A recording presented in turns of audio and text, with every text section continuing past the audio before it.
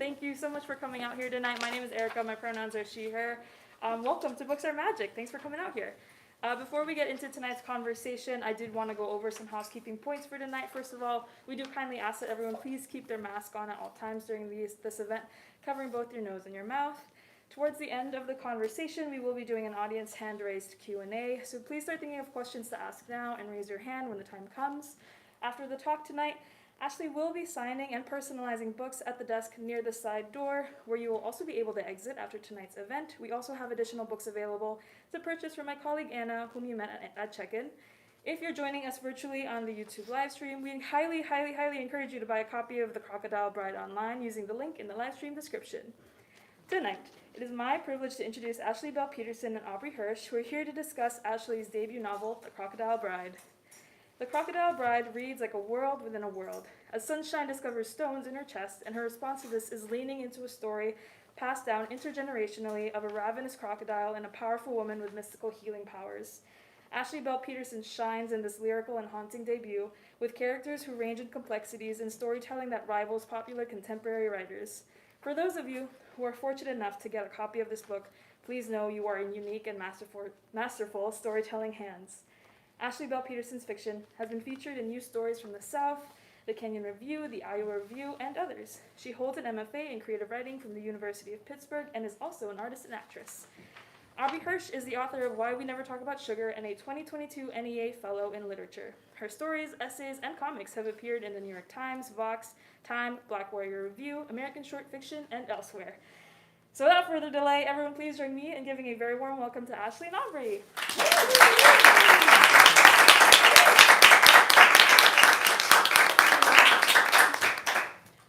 Yeah, I'm so excited to be here with Ashleigh Pedersen to talk about The Crocodile Bride. And Ashleigh's going to kick it off for us with a brief reading from the book. Hi. I know almost everyone here, which I didn't anticipate is making me feel insanely nervous. I don't think I've ever felt so nervous at a reading before. Thanks for coming, peeps. Books Are Magic, thank you guys so much. So I'll just start off with, I'll keep this relatively short, just a few minutes of the first few pages of the book. This is from chapter 1. It's called Staying Modest. June 1982. Sunshine was standing waist deep in the lake when she discovered the stones trapped inside her chest, one behind each bare nipple. They felt raw and tender in the cold water, so she stood and cupped her palms against each to soothe them. And that's when she felt them there, two strange, tucked away treasures. Aunt Lou hated the word nipple and instead said buttons when she had to call them anything at all. She also hated the words fart and anus, and for some reason, nostril and toenail clippings. JL said these words whenever she got the chance, just to get on her mother's nerves. Always at great risk, Sunshine thought, since Aunt Lou did not like it when JL got smart. If Sunshine's own nipples worked like real buttons, she could unfasten each one, pluck out the misplaced stones, and pocket them for safekeeping. But even through her goggles, she could see, too, that the nipples themselves were bigger. No longer buttons at all, but two pink, puffy mounds. Underneath were the stones, and she could push them back and forth a little, just like with her kneecaps. Only her kneecaps had been there all along, and these stones were what JL would call une surprise. Speaking French was another way for JL to annoy her mama. Aunt Lou insisted that JL and Sunshine never mistake themselves for Cajuns. The Turners, she said, were swamp people only in proximity and not at heart. JL only ever replied with a mournful oui, oui, and pretended to take a drag of a cigarette. The morning was swollen with humidity, like overripe fruit about to burst. On their walk to the lake, steam had curled off the grass that grew in the ditches along Only Road. They'd crossed into the woods and strolled single file down the path, carrying towels and cans of ginger ale and peanut butter sandwiches and the half-deflated yellow inner tube. Blue stem tickled their bare legs and the pines smelled sweet. As they walked, JL had said, "I'm glad it's just us. I like it when it's just us." And Aunt Lou pretended to react with shock. My daughter saying something nice? Sunshine, call a doctor. By the time they reached the lake, JL was ignoring them both, lips puckered like she'd sucked on a sour wedge of lemon. Instead of playing beauty pageant or swimming with Sunshine, she'd flopped back on her towel and declared she was going to get so tan that the pale skin underneath her freckles caught up to the color of the freckles themselves. I'm going to be one smooth color by the end of today, she said, closing her eyes, like caramel. Aunt Lou told her that this A was impossible and B would mean Joanna Louise should be careful what she wished for, as her freckles were a bit on the orangey side. Might wind up an Oompa Loompa, Aunt Lou cautioned. Now, as Sunshine stood in the water, confused and excited by her discovery, JL was still lying belly up on the nearby shore, roasting in the sun. Sunshine squinted toward her and saw something else that she hadn't noticed before. JL had breasts. 2 apple halves beneath an olive green bikini top. Little green hills on a flat, pale landscape. Nearby, Aunt Lou swam past, legs kicking, long freckled arms wheeling slowly backwards. The sky was a watery blue. If Aunt Lou wasn't around, swimming her slow backstroke in wide circles around Sunshine, she could go and plop on the sand next to her cousin and ask her to look at the nipples, to feel for the stones. JL could tell her what they meant and what they were called and whether or not Sunshine should be worried. Later that summer, Sunshine would decide that the stones were to blame for all that happened. They were, she would eventually see, the first of several curses. She would connect the signs she had missed that day like weaving string for a cat's cradle, finger to finger to finger. The 2 stones, the set of red dust boot prints across the floorboards, the unseen ghost in the tangerine living room, and the too much bourbon. But before the later, she stood waist deep in the water and decided for now to keep the stones secret. She strapped on her goggles, and seeing Aunt Lou was still swimming backstroke, turned and swam right up to the yellow rope.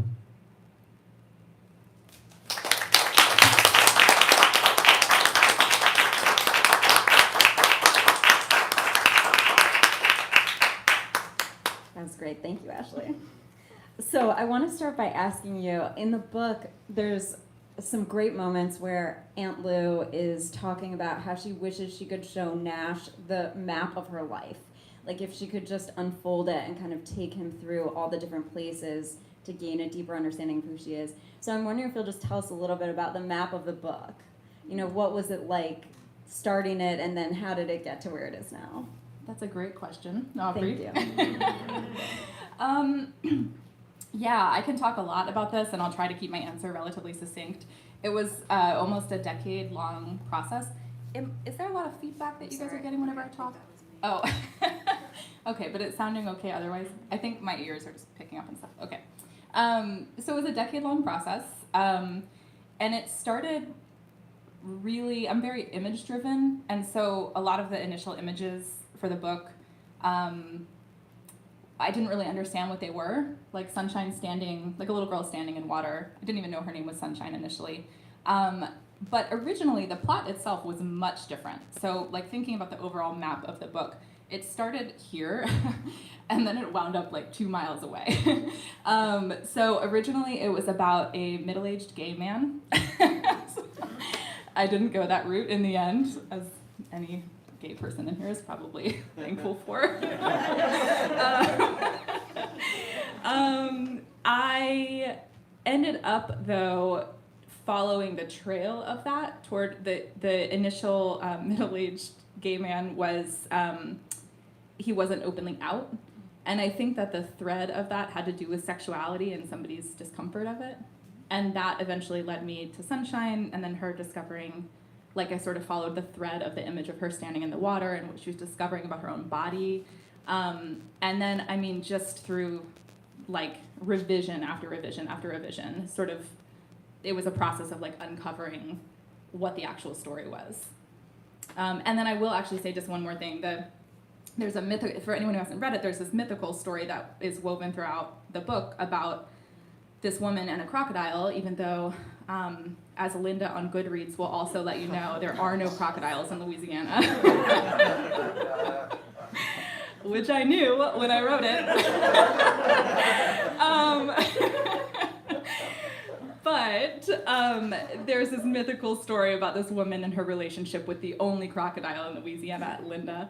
And that storyline actually sort of appeared out of nowhere. I was writing my novel about the middle-aged gay man, and then that particular chapter about this woman who had this bizarro relationship with a crocodile appeared, and I remember really having no idea what the fuck it was doing there, but something, this is I think one of the rare moments of joy in the writing process, is something inside of me was like, you're hitting on something, just stick with that weird story and just let it be in the first draft and have no real place in it. And then eventually it became the Crocodile Bride. I love that. That's so great. And quick follow-up, what was the biggest failure of the book in an earlier draft? The biggest failure was the ending. In the very first draft, I didn't know what to do with the end. So, hi, Brian. Welcome. I didn't know what to do at the end of the first draft, so Sunshine just burnt the whole town down. Spoiler alert, that doesn't happen in this final draft. Oh, interesting. Okay. I think it's good you went another way. Yeah. Yeah, I love the ending as it is now. Yeah. Well, speaking of Linda on Goodreads, I feel like the place is so well researched and well developed. You know, the town of Fingertip, the only road, the lake, also the history of it with the people move there because they have these 99-cent mortgages, and even down to the smaller details of like the yellow house and the pink house and the bridge. So can you tell us a little bit about, you know, what inspired Fingertip and maybe what your research process was like to write it? Yeah, definitely. What inspired Fingertip was a story from a good friend of mine who grew up in the middle of nowhere in not West Virginia, I was making shit up, Florida. Middle of nowhere, Florida. And her town didn't have a name. The way she tells the story, it didn't have a name. Everyone in the town referred to it by its own name, which was Camp. And I tried really hard to find this place on a map, and it isn't on a map. So she sat with me and looked as well, and we found the woods where Camp was, but it's actually not on a map. So that inspired Fingertip, which is not on a map, and also is named by the people who live there. And I think in one of the old drafts I did share what the original name was, but it's not there anymore. They did, in Camp, have 99-cent mortgages, according to this friend's story. But again, there's no real record of the place, so this is all just hearsay and her storytelling. And then the other thing, that sort of story that I found so compelling, I couldn't stop thinking about it for a really long time. She described like how they made their own laws. The police sort of knew to leave them alone. I mean, it was like a really bizarre, kind of wild place. And that kind of merged with some of Eleanor Roosevelt's New Deal efforts, which that was an actual thing. So Eleanor Roosevelt had these planned communities as part of the New Deal, and many of them ended up sort of being economic failures. But that, when I discovered that, it kind of fitted nicely with this idea of this camp-like place that Fingertip has sort of evolved into. And then the other more sort of like on the ground research was just the landscape of Louisiana. Fingertip, I never wanted to set out writing a book about the cultures in Louisiana. I just didn't feel like that felt like it's a whole other thing, and like I would have to be from there to really understand the richness of that place and the people who live there. But writing about Fingertip, which is a little town with its own set of rules, the possibility of magic, it's mostly outsiders who live there, that felt entirely different. And so I visited Breaux Bridge, Louisiana. Has anybody been to Breaux Bridge? Oh, yeah. Oh, Louisiana back here is from Louisiana. So I visited Breaux Bridge and spent a couple of weeks there a couple different times. And I went on like a million swamp tours. I went with the same company, and it was always the same tour guide. And I was always asking like way more. I don't think I shared what I was up to because I felt kind of embarrassed about it, but I just asked a lot of questions. So we would stay out, like 30 minutes beyond the actual time of the tour. I'm sure everybody on the tour was like, who is this person? And just learned a lot about the fact that there are alligators, not crocodiles, and a lot about the trees and the sort of animals that have gone extinct and this, like, the changing landscape. There's a really tiny passage in the book about the changing landscape in Louisiana, and that was like really important to me to understand in more depth. So a lot of research went into the actual land. That's a long answer to your question. Yeah. No, it's a great answer. It's so interesting. Okay, now they're gonna get heavy. Ready? Ready. Buckle up. So a lot of this book is about bad men doing bad things, or men doing bad things, I guess I should say. And I noticed throughout the book too that there's a lot of really interesting like dissociation from those bad things. Like Talmadge's illness is described as him being swallowed by a beast. John Jay, she talks about a poisonous plant growing inside him, and then of course Billy, his hands turn to spiders. And so I'm wondering what to make of that. Like, do you think the deal is just that kids aren't able to see their own parents' guilt, or is it that there's actually the blame lies elsewhere, and that's why these dissociations? That's a great question. I think that there are a lot of reasons for this sort of dissociation that happens with some of the like abusers in the book, or people doing abusive things, or people suffering from mental illness. That's a mental illness and Talmadge. He was a character in the book. Mental illness like Talmadge. So I think, some of the reason I think for me came from my own experience with family history, mental illness at various stages in my family, whether like in the immediate family or distant relatives or whomever. And this kind of recurring theme that even among the most intelligent, articulate, thoughtful people in my family, it was incredibly hard to talk about anything openly. And my family, I think, actually more than most, actually talks about a lot quite openly, but naming things specifically is really difficult, even in a fairly open conversation about illness or people who suffered abuse of some kind. There's also, and this I think relates to people who were abusive in particular, I think there was a lot people in my family, and I'm kind of dancing around the subject just because I don't really feel like some of the more personal stories are mine to tell. Sure. But people in my family who dealt with abusive individuals, even when they talk about it, there is often a downplaying of that abuse, or like, oh, it was hard for me, but it wasn't that hard. You know who really had it bad was so and so. And I saw that happen like again and again in various iterations. In my family around some abuse that happened. So that idea of like not being able to fully name something or being able to acknowledge that something happened, but to put it in different terms or in like fit it into some other narrative that was a little easier to talk about was very intriguing for me and like definitely a driving force of the novel. Not even consciously at first, but when it became apparent to me, then it was something that I got to kind of mold and play around with a lot more. Yeah. That's an excellent lead-in to another question that I have for you, Ashleigh, which is, so the book is so much about generational trauma and the way that these things kind of ripple forward through time.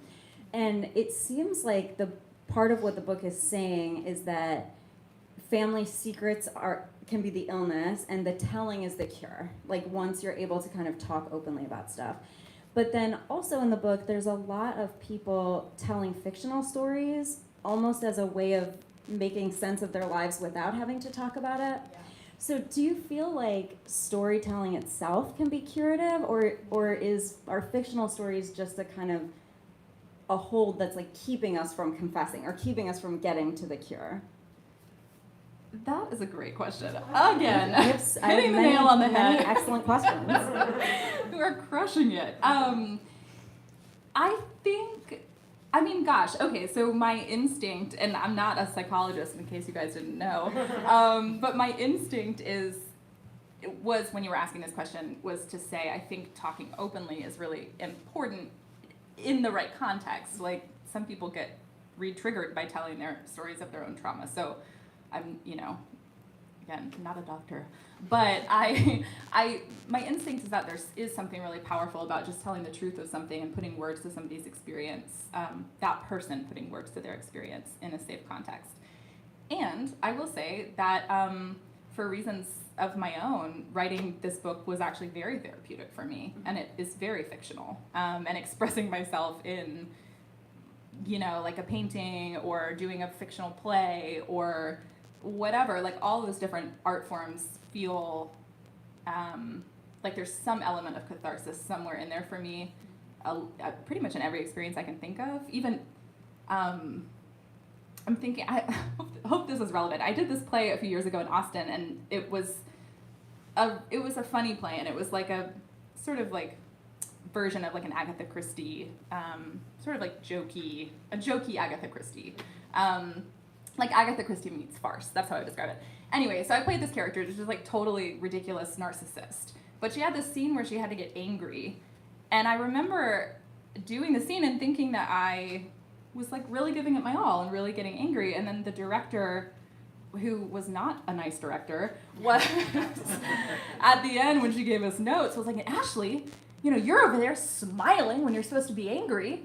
And it wasn't a nice note, but it was actually what I needed to hear, because I was like, gosh, I'm smiling? Like, I thought I was like filled with rage on this, like really doing my best acting. And what it ended up like tapping into for me is I was like, oh, well, historically, I actually really have a hard time expressing when I'm angry. And apparently, even in this fictional character who I had permission to like totally cut loose on stage, that was a difficult thing for me to really let myself do. So there was an element of catharsis even in that, and playing this like ridiculous character who's nothing like myself in real life. So all that to say, I think both can happen. I used to really stand by the like, if everybody would just talk about every single thing in their life, then we'd all be fine. And then I think it was actually during the Me Too movement, which happened about halfway through the process of writing this book, or like it started to get off the ground. And then some people seemed to really feel empowered by telling their stories, and then others later reflected on telling their stories publicly and said that it was had been traumatic for them and it stirred up some trauma. So that sort of deepened my understanding. I don't have a black and white answer to that, but some thoughts. Yeah, great. Love it. That's what I'm here for. So I want to ask you a question about the Crocodile Bride, but first, do you want to do just like a quick recap of the sort of story within a story, so that the question makes sense? Yes. Yeah. So So the Crocodile Bride is this story of sort of a mysterious woman who has a very healing touch, and she arrives on the shore of this mysterious black bayou, and meets the crocodile, the only crocodile in Louisiana, which I'm not saying as a joke, it really is the only crocodile in Louisiana, and heals an aspect of something that he's been suffering from for a while. So that story is woven throughout the novel and recurs a couple different times, or probably I think 3 or 4 different times. And the origin of the story is passed down from Sunshine, who you just heard in that excerpt that I read, her grandmother, Catherine. So when Catherine arrives in Fingertip and is feeling very alone and sort of seeks comfort in her children and is trying to make sense of her own miserable life in Fingertip, she tells this fictional story about this woman. Well, is it fictional? I don't know. We don't know. You'll have to read the book. So my question, there's a moment in the story where we hear that the Crocodile Bride is feeling really sad and lonely and wants to leave, but she doesn't leave because she says that if she leaves, the crocodile will consume everything, and presumably many people will be hurt, there'll be a ton of damage. And I just couldn't get that moment out of my head, and I'm so curious about, how do you see her as a character? Like, do you see the Crocodile Bride as sort of a self-sacrificing hero figure who's like saving all these people's lives, or should she have been like, this is not my job, and run, and just, it shouldn't be on her to save everybody. So I don't know, what do you think?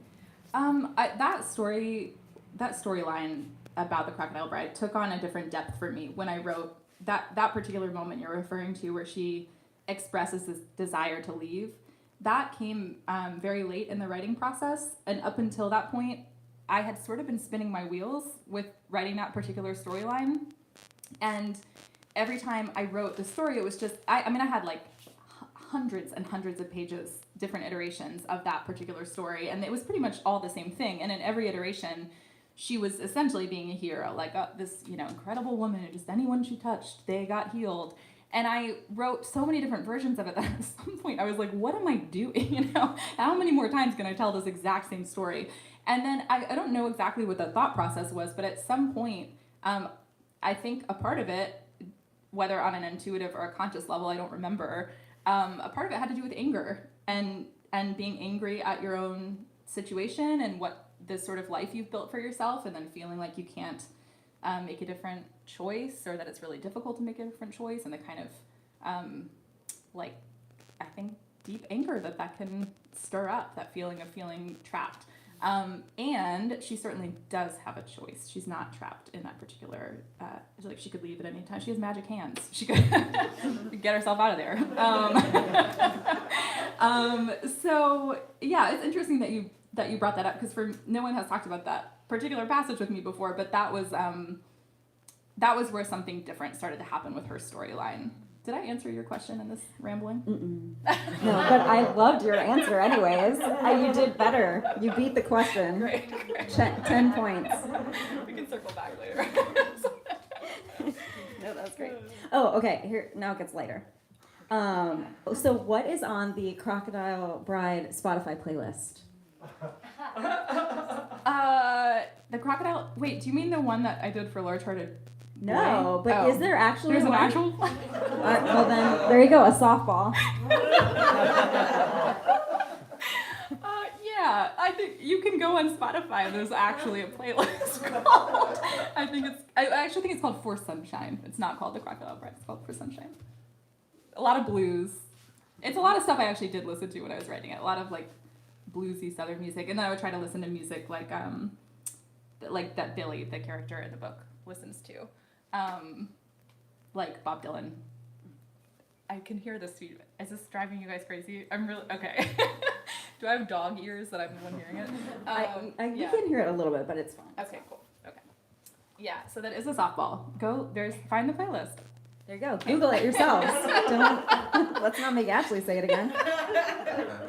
And what's been the sort of most fun or interesting or weird part of having the book out after this 10-year journey in the world? 100%. The best and most unexpected part has been how much I've enjoyed these events. I did not know what to expect from this. Every single time I have one, oh, thank you so much. So sweet, thank you. This is still on the right? Okay. So every single time I have one of these events, I get really anxious about it beforehand. I'm like, oh, there's gonna be one person that's gonna be my best friend in the audience. And what has actually been true is that every event has been this opportunity to process a little piece of the 10 years that I spent working on the book. So the questions that people ask are this, I don't often, I'm not sitting at home asking myself these questions and reflecting verbally. So it's this really nice opportunity to reflect on what was a really meaningful process for me. It occupied a full 8 years before I knew it was going to be published, and then another 2 of very obsessively fine-tuning. So yeah, just the sort of weird public ritual of getting to talk about it has been shockingly amazing. Mm-hmm. Oh, yeah. That's great. Yeah. Great answer. Yeah. Okay, I just have one more, and I'm curious to know what's next. So what are you working on now? I told you not to ask this question. I want you to, for the record, I was given explicit permission to ask that question. She did ask if she could ask it. I'm working on several projects. I'm actually really struggling. I don't know how I spend so much time working on this and dealing with that difficult first draft stage. I think it's so hard. So I'm in the first draft stage right now of a short story. I'm in the second draft stage of co-writing a play. That feels good. We're over the hump of the first draft, at least with that one. I'm working on a screenplay, and I'm working on several essays. Yeah. Kind of a lot when I say it aloud. It's definitely long. Sounds Yeah. great. Okay, so now we're going to take some questions from you guys, and I'm going to repeat your question into the microphone for the friends at home on YouTube. So, who has a question for Ashleigh? A lot of people just think about writing a novel. Everybody would love to write a novel, right? So what was it that made you actually sit down and do it? So the Go for it. repeat it. Yep. So the question is, everybody wants to write a novel or would love to write a novel, but what is it that made Ashleigh actually sit down and do it rather than just talking about it?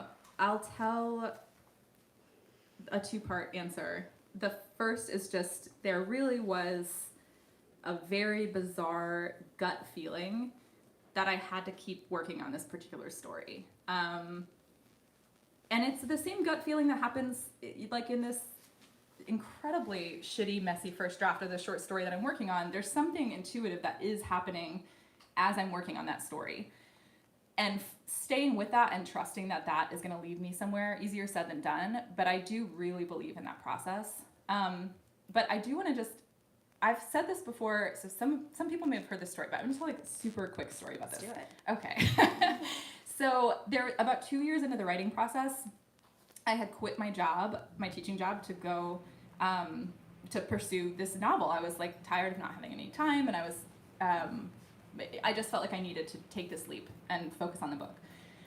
And then that presented its own set of like deep confronting fears, borderline panic attacks. I no exaggeration would open. There were times where like about 2 years in, and I quit my job probably 6 months before this moment. So I'd worked on the book for a bit as I was teaching, and then finally quit and took the leap. And then I would open my laptop and just burst into tears. Like I felt so overwhelmed, and had every sort of like mean feeling you can have about yourself as you're trying to create something. Like who's ever gonna want to read this, and who do you think you are? You know, just all these like mean feelings. And also on top of that, the novel was about something that I hadn't discovered yet. So at that time I was still writing about the middle-aged gay man, not 11-year-old Sunshine Turner, you know, whose body is changing.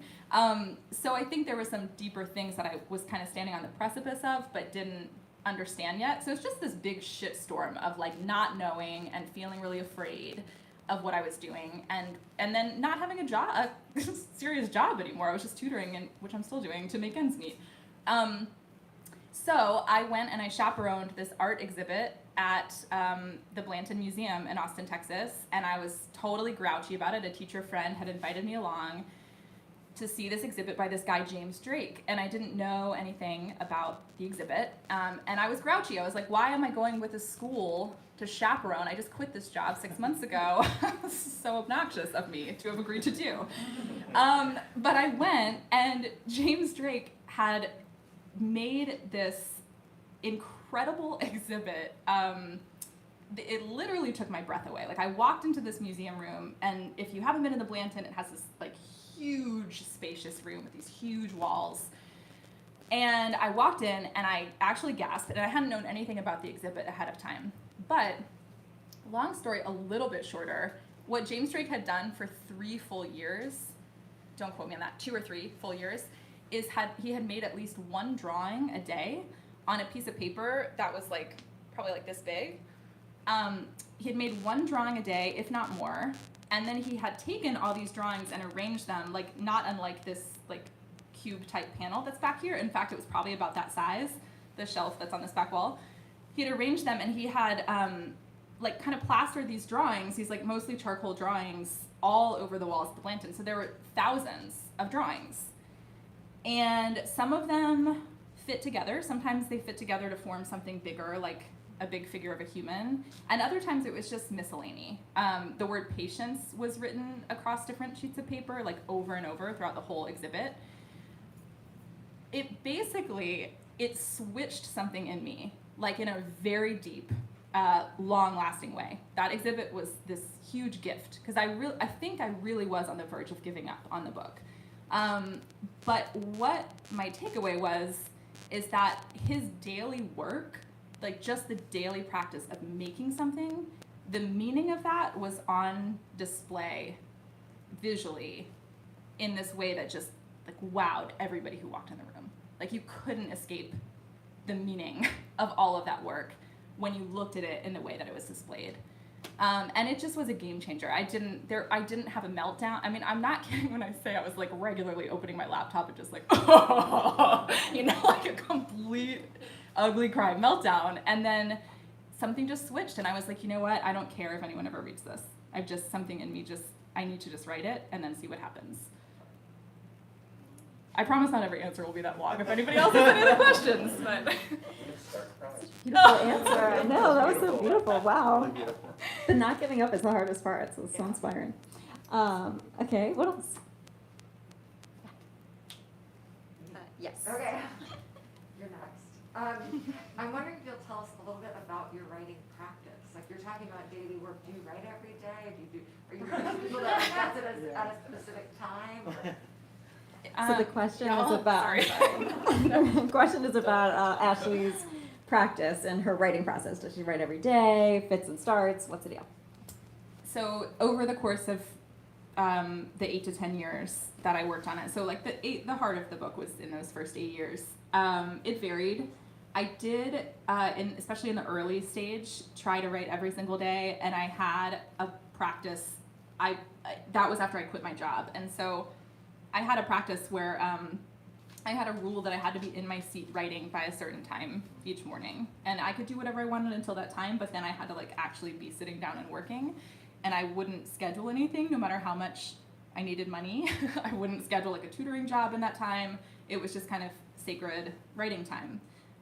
When I was working my full-time job and trying to, like before I quit, I had a rule that every Wednesday was a non-negotiable writing night. So I wouldn't grade papers, I wouldn't do anything else. It was just the time where I really blew everything off just to go focus on the book. So I had rules like that. Quitting my job opened up a lot of space and let me indulge in the daily writing. And then eventually it did, you know, you have to take breaks. Like when I would finish a draft, I was not ready to just dive into another draft. So at times there would be like a full 6 months off. But I was thinking, I think your subconscious does a lot of work during those breaks too. So I was thinking about the book quite a lot on a conscious level, and then I think subconsciously it was kind of always with me, for better or worse, for the better part of a decade. But yeah, I do believe in the daily writing practice if people can swing it. Right now I'm just working my way back into it. And my daily writing practice right now looks like 30 minutes. Whereas at some point with the book, it was hours every day. Thank you. Yeah. Hello. So I know about your theater and acting background, so I'm wondering, or I'm curious with the writing of the book, if there were any theatrical or acting approaches, techniques that were within your mind. Like, did you act out the characters, or were you? Yeah. Was there any theater acting that kind of went into your craft as a writer, a novelist? Yeah, the question is about Ashleigh's acting and theater background and if there's any overlap or if she borrowed any practices from her acting life to use to work on the book. Yeah. Yes. I also think it's important to say I really like squelched that part of myself that wanted to act for most of my adult life. Like it was something I did as a kid and teenager, and then like shoved it under a piece of furniture for a really long time, and then at some point on a break from writing the novel, it kind of came like rushing back, and then I couldn't stop doing plays, and then it's one of the reasons that I moved to New York. But in that last half of writing the book, which is when I wrote some of the more difficult scenes in the book, I think that there were two sort of things that I think have some crossover with acting. One is that, and I know not everybody acts this way, but I tend to feel like I'm giving something my best if I can tap into something in myself and then connect that part of myself to the character that I'm portraying. Like the anger moment that I was describing earlier is a good example. Like I had to kind of dig into my own unwillingness to be angry and then really like let it loose. And then the scene, I stopped smiling in the scene. So that happened in some of the scenes, actually, in the scenes where there's one scene in particular where there's a character who's really angry. And I did a lot of tapping into like what that feels like in my own body. Like when I'm angry, what does that feel like? Well, like sometimes it feels like something really scary is like rushing up out of me. And I think that's why I want to push it back down really quickly. And so even that tension of like, something scary is happening in my body and I'm afraid I'm gonna be out of control. I'll squash it back down. Like that sort of tension and push and pull definitely made its way into characters in the book. And I think that same body connection is something that is, especially the more acting I've done since kind of rediscovering it 7 or so years ago, the more important that becomes to me. And then the last one is just a really simple thing. It's just like a willingness to be playful, and there's like a certain kind of like vulnerability in that playfulness. And I think my willingness to do that with writing influenced my acting more so than the other way around. Writing, it was always very safe to like be playful because nobody was watching me. And then you sort of need the same thing, I think, when you're doing any kind of acting. And it was helpful for me to realize that that was something that I had already had practice doing. I just did it by myself. And now I just had to do it in front of a bunch of people. So sort of the opposite influence, if that makes sense, like writing influence acting. But, Yeah, that's so interesting. Thank you. Someone else?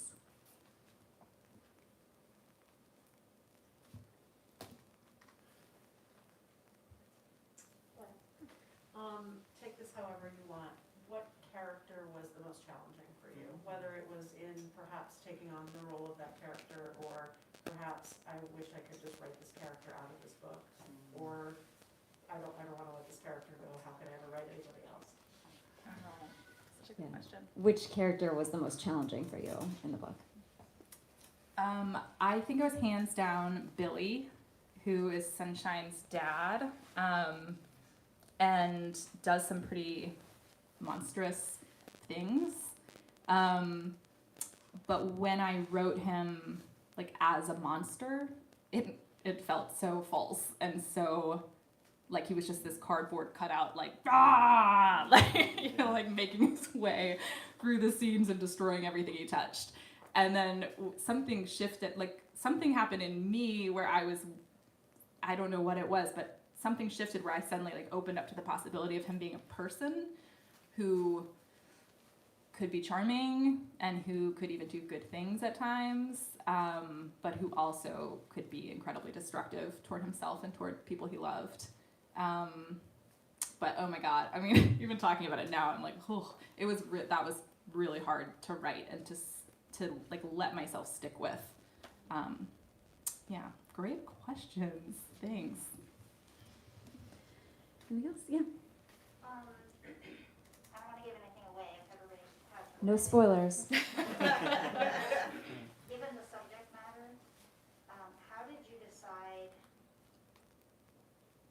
how graphic to get, basically, in this like sort of age of total desensitization to violence and trauma and harm, and it's just in our face all the time, either in the movies or real life.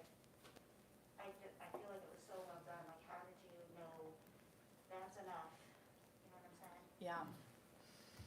Yeah, so the question's about, there's a lot of difficult topics in the book, and it deals with trauma and assault, and how do you decide how graphic to get or how much to share, thinking about desensitization and triggering people, things like that? I'm going to answer that with a little story, but it's very brief. I heard this story one time about Marcia Gay Harden and I don't know if this is true or lore, but in Pollock, and apparently, was it Clint Eastwood who directed Pollock? Does anybody know? Ed Harris. Thank you. Okay. So apparently when she was in that movie, Ed Harris was like, we're going to do a take of your big emotional scene or whatever. And she just like really cut loose and was like, ugly crying and like just full on like crying, rage, whatever. And then he didn't want to do a bunch of takes. So according to this story, that's like total hearsay, she did a second take and just kept everything like totally buttoned up and held in. And that was the scene that they ended up going with. And I basically did like a version of that with writing, which was not easy. It's so profoundly uncomfortable. I had scenes that were incredibly graphic because I didn't know if that was what it needed or not. And then I would write them and be like cringing my way through the whole process of writing it, which happened in scenes that were not as egregiously violent as well, because just writing a draft of anything is cringy. But such a fun profession that I've gotten myself in. It sort of ultimately boiled down to not like how will people receive this, but much more just what does my intuition say about this? Is this does it feel like too much? Does it feel like there's something authentic here? And then that was the guiding force, and it ended up being much more reined in than some of the drafts were. I did feel that I did not want to shy away from what was actually happening. So there are scenes that are uncomfortable to read. And that was important to me too, because that was, for me, like part of the point of the book was to put some of this out there and talk about it honestly. But again, that still ultimately boiled down to a kind of gut intuition. Thank you. Okay, I think we're gonna have to end there. Thank you for joining us, and thank you for joining us on YouTube. And Ashleigh's gonna hang out over here to sign books for you guys. Yeah. And thank you again to Books Are Magic for having us. Thank you guys so much.